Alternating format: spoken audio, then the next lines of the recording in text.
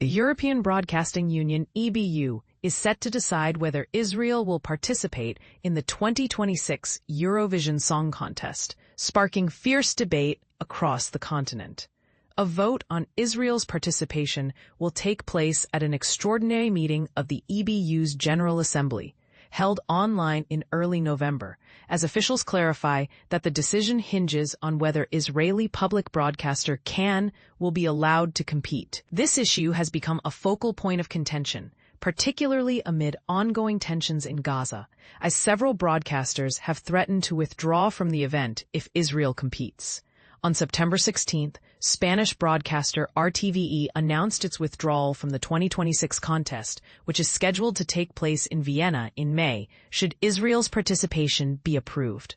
Similarly, Ireland, the Netherlands, Iceland, and Slovenia have expressed concerns, citing the potential destabilization of the competition. In a letter to EBU members, President Delphine Ernotte-Cunci emphasized that the debate over Israel's eligibility requires a broader democratic framework, noting an unprecedented diversity of views on the matter. CAN, the country's public broadcasting service, has stated its hope that the Eurovision Song Contest will continue to uphold its cultural and non-political identity, stressing that its disqualification could be especially troubling for the 70th edition of the competition. A landmark event founded as a symbol of unity and solidarity, the contest's values, including fostering international collaboration, are at stake if the decision to exclude Israel is made. The conflict over Israel's participation has intensified since the October 7, 2023 Hamas attack on Israel, which triggered widespread protests and calls for the country's exclusion from the event.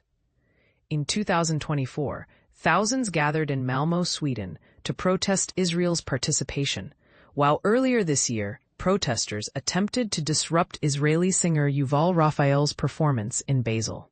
These demonstrations underscore the deepening divide between supporters of Israel's inclusion and those advocating for its removal. As a result, the deadline for final confirmation of participation has already been moved to December, reflecting the urgency of the issue. But here's where it gets controversial. The EBU's decision to approve or reject Israel's entry may hinge on whether the contest can remain neutral, even as it faces pressure from multiple stakeholders. While some argue that the Eurovision should prioritize cultural exchange over political affiliations, others contend that the event's role as a global platform for dialogue demands a more inclusive approach. Should the EBU choose to exclude Israel, what long-term effects might this have on the competition's reputation and its ability to foster cross-cultural understanding? The answer to these questions will shape not only the future of the Eurovision Song Contest, but also the broader discourse on how international events navigate political complexities.